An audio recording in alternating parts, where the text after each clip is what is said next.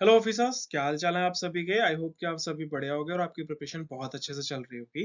तो गाइज, आज की इस वीडियो में हम बात करने वाले हैं पार्लियामेंट के बारे में। हालांकि हम प्राइम मिनिस्टर के बारे में स्टार्ट करने वाले थे, लेकिन प्राइम मिनिस्टर को पढ़ने से पहले यानी प्राइम मिनिस्टर के बारे में जानने से पहले हमें पार्लियामेंट के बारे में पढ़ना पड़ेगा। बहुत सारी ऐसी चीजें होती हैं जो कि पार्लियामेंट के बारे में हमें नहीं पता है। ठीक है, तो उन चीजों को हम कवर अप करने वाले हैं। और अगर किसी के भी कोई डाउट हो तो आप प्लीज मुझे कमेंट कर सकते हो, कमेंट बॉक्स आपके लिए ओपन है। और अगर आपको ये वीडियो पसंद आए तो आप सब्सक्राइब कर सकते हो। ठीक है, इसके लिए मुझे बहुत ज्यादा सपोर्ट मिलेगा गाइस। ठीक है, और दूसरी बात कि काफी बच्चों के क्वेश्चंस होते हैं कि उनको नहीं समझ में आ रहा है कैसे स्टार्ट करें। तो प्लेलिस्ट आप चेकआउट कर सकते हो, वहां पर सारी कोर्स की playlist available, geography, polity and history की। वहां पर देखने को मिलेगा आपको complete course on polity, complete course on geography, इस तरह से देखने को मिलेगा। और स्टार्टिंग से स्टार्ट कर सकते हो लेक्चर 1 से। ठीक है, तो इस तरह से आप वहां से अपनी प्रिपरेशन स्टार्ट कर सकते हो। और अगर आपको नहीं मिलता है तो आप मुझे इस वीडियो में कमेंट कर दीजिएगा। ओके, तो आज की इस वीडियो में बात करने वाले पार्लियामेंट की, और हम इस वीडियो को स्टार्ट करते हैं।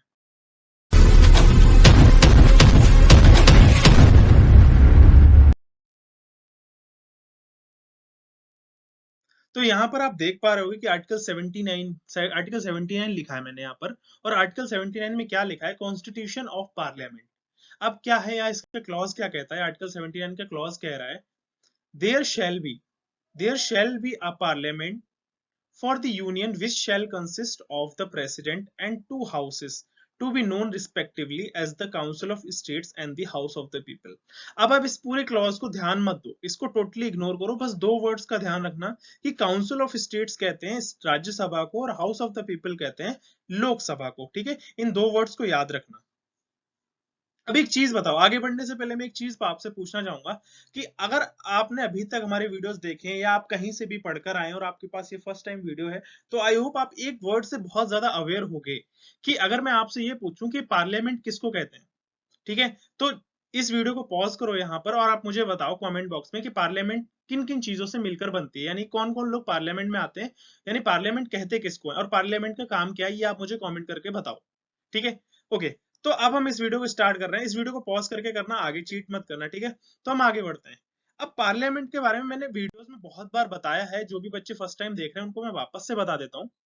देखो, पार्लियामेंट किन किन चीजों से मिलकर बनती है? लोकसभा, राज्यसभा और प्रेसिडेंट। इन तीन चीजों से मिलकर हमारी बनती है पार्लियामेंट। ठीक है, लोकसभा, राज्यसभा और प्रेसिडेंट। ठीक है, इन तीन चीजों से मिलकर हमारी बनती है पार्लियामेंट। और पार्लियामेंट का काम क्या होता है? पार्लियामेंट का काम होता है देश के लिए कानून बनाना। ठीक है, ये काम होता है पार्लियामेंट का। और इसको हम एक और चीज कहते हैं, लेजिस्लेचर। यानी कि जो देश के लिए कानून बनाते हैं उनको हम कहते हैं लेजिस्लेचर, और उन्हीं कानून को जो लागू करते हैं उनको हम कहते हैं एग्जीक्यूटिव। एग्जीक्यूटिव में हेड आ जाते हैं, या मिनिस्टर्स आ जाते हैं, या प्राइम मिनिस्टर आ जाता है, या प्रेसिडेंट आ जाते हैं। ठीक है, अब यहाँ पर एक कैबिनेट मिनिस्टर वर्ड देख रहे होगे। कैबिनेट मिनिस्टर वर्ड मैंने यहाँ पर क्यों लिखा, ये आपको तब समझ में आएगा जब आप हमारे लास्ट 2 वीडियोस देखोगे, यानी काउंसिल ऑफ मिनिस्टर्स को देखोगे।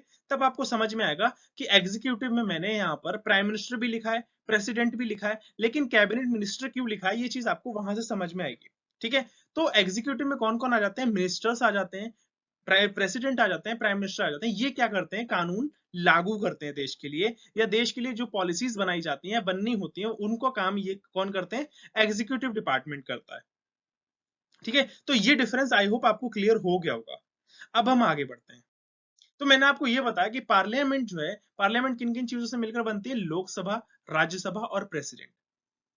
अब ये बात तो यहाँ पर क्लियर हो गई। और आर्टिकल 79 में मैंने आपको दो वर्ड बताए थे, काउंसिल ऑफ स्टेट्स और हाउस ऑफ द पीपल, यानी लोकसभा और राज्यसभा। ठीक है, तो यहाँ पर देखो, प्रेसिडेंट को मैंने यहाँ पर, आप अगर लास्ट वीडियो में आपने देखा हो, प्रेसिडेंट को मैंने एग्जीक्यूटिव में भी लिखा है और मैंने लेजिस्लेटिव में भी आपको ये बताया कि लेजिस्लेटिव मतलब पार्लियामेंट, पार्लियामेंट मतलब लोकसभा, राज्यसभा और प्रेसिडेंट। ये चीज मैंने लिखी। और एग्जीक्यूटिव में भी मैंने ये लिखा है कि वहां पर प्राइम मिनिस्टर, प्रेसिडेंट और कैबिनेट मिनिस्टर्स होते हैं। तो प्रेसिडेंट जो है वो दोनों डिपार्टमेंट्स में बिलोंग करते हैं। बिलोंग करने का मतलब प्रेसिडेंट के पास जो पावर्स आती हैं एग्जीक्यूटिव और लेजिस्लेटिव दोनों में बैठने की, वो आती हैं पार्लियामेंट में। जो अगर मान लो प्रेसिडेंट जो है पार्लियामेंट के अगर हिस्सा है, तो आर्टिकल 79 ये प्रेसिडेंट को पावर दे रहा है कि आप पार्लियामेंट का हिस्सा हो, एक पार्ट हो। ठीक है, और अगर वो एग्जीक्यूटिव डिपार्टमेंट में बैठे हैं तो आर्टिकल 52 उनको पावर दे रहा है। ठीक है, ये चीज आई होप आप सबको क्लियर हो गई। और एक तरफ मैं लिख रहा हूँ लोकसभा और एक तरफ लिख रहा हूँ राज्यसभा। तो लोकसभा यानी कि लेजिस्लेटिव एंड एग्जीक्यूटिव बोथ, और यहाँ पर मैंने लिखा legislative as a Lok Sabha Rajya Sabha member article 79 and executive as cabinet ministers. तो अगर मैं लोकसभा मेंबर्स की बात करता हूँ, देखो मैंने यहाँ पर लिखा है लोकसभा मेंबर्स की बात करता हूँ, यहाँ पर मैंने लिखा legislative and executive both. Legislative और एग्जीक्यूटिव बोथ क्यों लिखा है, इसके पीछे मैं एक कहानी बताता हूँ। सपोज अपने अमित शाह जी हैं, अमित शाह जी क्या है, मेंबर ऑफ द पार्लियामेंट है, यानी कि एमपी है, ठीक है, मेंबर ऑफ द पार्लियामेंट है, यानी कि जैसे जो रूलिंग पार्टी है, अगर अपनी मान लो बीजेपी है, रूलिंग पार्टी है, ठीक है, इसमें अमित लोकसभा में जो पार्टी बैठी हुई है, जो रूलिंग पार्टी बैठी हुई है, उसमें एक मेंबर है अमित शाह जी। अमित शाह जी भी लोकसभा के एक मेंबर है, यानी मेंबर ऑफ पार्लियामेंट है। अब मोदी जी ने क्या किया, मोदी जी ने किया कि भाई अमित शाह जी तुम इधर आओ, हम तुम्हें लोकसभा के मेंबर तो तुम हो ही हो, लेकिन अब हम तुम्हें क्या बना रहे हैं, होम मिनिस्टर बना रहे हैं, ठीक है, होम मिनिस्टर बना रहे हैं। ये बात आप समझ गए। हालांकि देखो मिनिस्टर जो है ना लोकसभा और राज्यसभा दोनों से हो सकते हैं, ठीक है। तो यहां पर मैंने ये चीज लिखना चाह रहा हूं बस मैं, कि अगर कोई भी मेंबर ऑफ पार्लियामेंट यानी लोकसभा राज्यसभा किसी से भी, दोनों हाउस में से किसी भी मेंबर को बुलाकर प्राइम मिनिस्टर ये कहते हैं कि हम आपको होम मिनिस्टर बना रहे हैं, फॉरेन मिनिस्टर बना रहे हैं, एजुकेशन मिनिस्टर बना रहे हैं, फाइनेंस मिनिस्टर बना रहे हैं, तो अगर वो मेंबर ऑफ पार्लियामेंट से निकलकर कहाँ आ गए, मिनिस्टर की कैटेगरी में आ गए, तो उनके पास भी दोनों पावर्स आ जाएंगी, लेजिस्लेटिव एंड एग्जीक्यूटिव दोनों। जब तक वो पार्लियामेंट में बैठे हैं तब तक उनके पास लेजिस्लेटिव की पावर है, और जब वो मिनिस्टर बन जाएंगे तब उनके पास एग्जीक्यूटिव की पावर है, ठीक है। और एग्जीक्यूटिव की पावर हमेशा प्रेस, तो वहां पर उनके पास क्या पावर आ गई, एग्जीक्यूटिव पावर आ गई, ठीक है। तो अब वो भी कानून को लागू कर सकते हैं, समझ के। और एक और बात, सपोज एक और बात मैं ये बताने वाला था, कि अगर मान लो प्राइम मिनिस्टर ने यानी नरेंद्र मोदी जी ने अमित शाह जी को होम मिनिस्टर बना दिया, ठीक है, और काफी टाइम बाद जब ये पता चला कि भाई अमित शाह जी ना अपना काम अच्छे से नहीं कर रहे हैं, अमित शाह जी अपना काम अच्छे से नहीं कर रहे हैं, तो वहां पर क्या होगा, वहां पर प्राइम मिनिस्टर जी प्रेसिडेंट को बोलेंगे कि भाई हम दे काफी टाइम से नोटिस कर रहे हैं, ये जो अमित शाह जी को हमने होम मिनिस्टर बनाया ये अपना काम अच्छे से नहीं कर रहे, तो आप इनको हटा दो। तो वहां पर प्रेसिडेंट जो है वहां पर प्रेसिडेंट जो है वो अमित शाह जी को होम मिनिस्टर की पोस्ट से हटा देंगे, कभी भी हटा सकते हैं, जब भी प्राइम मिनिस्टर कह देंगे प्रेसिडेंट से शिकायत लगा देंगे और प्रेसिडेंट उनको हटा देंगे, ठीक है। और प्राइम मिनिस्टर जब भी प्रेसिडेंट को ये बात कहेंगे तो वहां पर प्रेसिडेंट बाउंडेड है, ये चीज कॉन्स्टिट्यूशन में है, प्रेसिडेंट मना नहीं कर सकते। प्राइम मिनिस्टर ने कहा अमित शाह जी को होम मिनिस्टर की पोस्ट से हटा दो, तो वो हटा देंगे, इस चीज से वो बाउंडेड है, ठीक है। तो उनको हटाना ही होगा, उनको बात माननी पड़ेगी। तो अगर मान लो प्रेसिडेंट ने उनको हटा दिया, तो वो तो कभी भी उनको हटा सकते हैं, कभी भी अपॉइंट कर सकते हैं, ये चीज तो हो सकती है। लेकिन अमित शाह जी को उनकी जो लोकसभा में बैठे जो उनके मेंबर ऑफ पार्लियामेंट हैं, उस पोस्ट से उनको कोई भी नहीं हटा सकता। वो उस पोस्ट से तभी हटेंगे जब वो अपना 5 साल का टेन्योर पूरा कर लेंगे, ठीक है। तो ध्यान रखना कि अगर कोई भी मेंबर ऑफ पार्लियामेंट को कोई भी मिनिस्टर बनाया जाता है, तो उसको तो हम कभी भी हटा सकते हैं उसकी पोस्ट से, लेकिन उसको जो लोकसभा में बैठे जो पावर मिली है, जो लेजिस्लेटिव पावर है उसके पास, उससे उसे कोई भी नहीं हटा सकता, प्राइम मिनिस्टर भी नहीं हटा सकते, ठीक है। वो अपना टेन्योर पूरा करके ही वहां से हटेगा। नेक्स्ट हम आगे चलते हैं। तो मैंने आपको आप सबको ये चीज पता ना कि एमपी मतलब मेंबर ऑफ पार्लियामेंट, और पार्लियामेंट जो पार्लियामेंट में बैठते हैं यानी लोकसभा और राज्यसभा, ये चीज आप सबको पता है। अब एक और बात, कि members of the Lok Sabha and the Rajya Sabha who are made cabinet minister are called public minister. अब एक और बात यहाँ पर ये है कि जो भी member of parliament cabinet minister बन जाता है या काउंसिल ऑफ मिनिस्टर बन जाता है, उसको पब्लिक मेंबर कहा जाता है। और जो नॉर्मली जो यानी कि जो नॉर्मली मतलब जो लोकसभा राज्यसभा में बैठते हैं उनको क्या कहा जाता है, मेंबर ऑफ पार्लियामेंट, ठीक है। तो वहां पर हमारी चीजें क्लियर हो गई हैं। तो आर्टिकल 79 का मतलब आप समझ गए कि आर्टिकल 79 ही पावर दे रहा है प्रेसिडेंट को और जो मिनिस्टर्स बनते हैं, ठीक है। अब हम बात करते हैं आर्टिकल 80 की। आर्टिकल 80 में कहा गया composition of the council of states, यानी कि अब यहाँ पर हम बात करने वाले स्टेट्स के बारे में। उसमें हमने क्या बात करी थी, लोकसभा, और इसमें हम बात करने वाले हैं राज्यसभा के बारे में, यानी हाउस ऑफ द पीपल वो था। और ये यहाँ पर आ रहा है काउंसिल ऑफ स्टेट्स, यानी इसमें हम बात करेंगे राज्यसभा के बारे में। अब यहाँ पर इसका क्लॉज पढ़ते हैं, the council of state shall consist of 12 members to be nominated by the president in accordance with the provision of clause 3। not more than 238 representatives of the states and the union territories.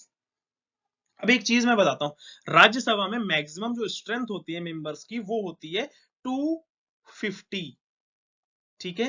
Rajya Sabha में members की strength 250 होती है, जिसमें 238 members आते हैं elect होकर, ठीक है, इलेक्ट होकर, और 12 मेंबर्स जो हैं वो नॉमिनेटेड होते हैं, ठीक है, नॉमिनेटेड होते हैं। उनको नॉमिनेट कौन करता है? उनको नॉमिनेट करते हैं हमारे प्रेसिडेंट।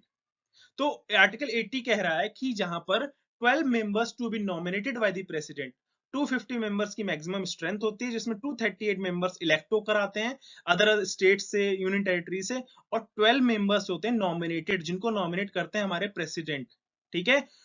लेकिन यहां पर एक और चीज देखो, not more than 238 representatives of the states and the union territories. अब यहां पर एक चीज समझना कि यहां पर बात करिए 238 मेंबर्स से ज्यादा मेंबर्स इलेक्ट होकर नहीं आएंगे, ना ही स्टेट ना ही यूनियन टेरिटरी से। यानी कि जो बाकी के मेंबर्स हैं 12, उनको प्रेसिडेंट जो है नॉमिनेट करेंगे, ना ही। अब एक और बात है, प्रेसिडेंट के ऊपर ये चीज बाउंडेड है, उनको 12 मेंबर्स जो है नॉमिनेट करने ही पड़ेंगे, ना ही उससे कम ना ही ज्यादा।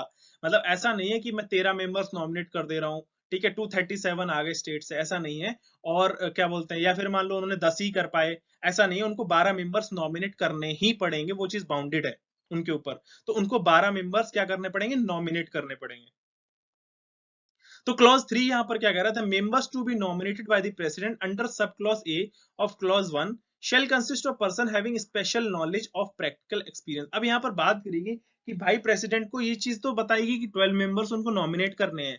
तो जो 12 मेंबर्स नॉमिनेट करने होंगे वो उनको कहां से नॉमिनेट करने होंगे? जिनको literature, science, art and social service की नॉलेज हो, ठीक है। और इन्हीं डिपार्टमेंट से क्यों नॉमिनेट किए जाएंगे? क्योंकि सपोज ये इसलिए किया जाता है कि इन फ्यूचर अगर देश की सोशल सर्विस के लिए हमें कोई भी ऐसा कानून बनाना पड़े, जहां पर लिटरेचर, साइंस, आर्ट या सोशल सर्विस से रिलेटेड कोई भी कानून बनाना पड़े, तो हमारे पास मेंबर्स हैं जो कि हमको एक अच्छी सलाह दे सकते हैं एक अच्छा कानून बनाने के लिए। इसलिए इन मेंबर्स को नॉमिनेट किया जाता है, ठीक है। अब हम बात, तो यहाँ पर ये चीज तो मैं आपको बता चाहूंगा, राज्यसभा मेंबर्स में मैक्सिमम 250 मेंबर्स होते हैं, 238 जो स्टेट्स एंड यूनियन टेरिटरी से आते हैं, 12 मेंबर्स नॉमिनेटेड होते हैं, ठीक है। 12 मेंबर्स किसके द्वारा नॉमिनेट होते हैं? प्रेसिडेंट के लिए, on the aid and advice of council of ministers, यानी काउंसिल ऑफ मिनिस्टर्स ही एडवाइस करते हैं प्रेसिडेंट को कि इनको आप नॉमिनेट कर लो या इनको मेंबर बना दो, ठीक है। तो नॉट लेस देन और more than 12 members. If not, अगर वो नहीं कर पाते हैं, अगर वो सक्षम नहीं है 12 मेंबर्स नॉमिनेट करने के लिए, 12, ना उससे कम ना ज्यादा, अगर वो कम करते हैं या ज्यादा करते हैं तो उनका इम्पीचमेंट किया जा सकता है, यानी कि वो कॉन्स्टिट्यूशन का वायलेशन कर रहे हैं। क्योंकि कॉन्स्टिट्यूशन में कहा गया है, रिटन है कि प्रेसिडेंट को 12 मेंबर्स नॉमिनेट करने ही होंगे, ठीक है। नेक्स्ट हम आगे चलते हैं। तो आपको ये चीज पता चल गई कि जो 12 मेंबर्स हैं वो कौन सी फील्ड से होंगे? Literature, science, art and social service से, ठीक है। नेक्स्ट हम आगे चलते हैं। एक और बात कि अगर हम बात करते हैं president, vice president and governor, इन 3 लोगों की, यानी कि पूरे भारत के कॉन्स्टिट्यूशन में सिर्फ इन 3 लोगों की जो ओथ है वो रिटन है कहां पर? मेन कॉन्स्टिट्यूशन में, यानी कि आर्टिकल में। आर्टिकल के थ्रू इनकी प्रॉपर ओथ रिटन है मेन कॉन्स्टिट्यूशन में। और जो अदर लोग होते हैं उनकी जो ओथ होती है उनकी रिटन है कहां पर? शेड्यूल 3 में। ये चीज ध्यान रखना। और एक और बात कि राज्यसभा का जो टर्म है वो 6 साल का होता है और लोकसभा का जो टर्म है वो 5 साल का होता है, ठीक है। तो आई होप आपको बहुत सारी चीजें क्लियर हुई होंगी। तो हमने पढ़ा क्या?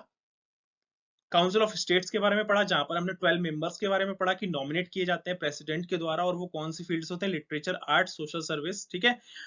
और आप मुझे कमेंट करके बताओ। और हमने लास्ट, उससे पहले क्या पढ़ा वो भी आप एनालाइज, रिवाइज कर लेना, ठीक है। तो आई होप आपको चीजें क्लियर हो गई होंगी। और अगर आपको कोई भी डाउट है तो आप प्लीज मुझे कमेंट करो। अगर आपको वीडियो पसंद आया हो तो आप हमारे चैनल को सब्सक्राइब जरूर करना गाइस, इससे मुझे बहुत ज्यादा सपोर्ट मिलता है। हम काफी ज्यादा स्लो हैं, ठीक है। तो हमें जल्दी से ग्रो करना है, उन बच्चों तक पहुंचना है जिनको जरूरत है, जो कमेंट्स में, अदर चैनल के कमेंट्स में भटक रहे हैं, उनको सही गाइडेंस नहीं मिल पा रही है। तो मैं चाहता हूं उन तक हमारी सही गाइडेंस या सही वीडियोस पहुंच सकें, ठीक है। इसी के साथ जय Hind, have a good day and bye bye.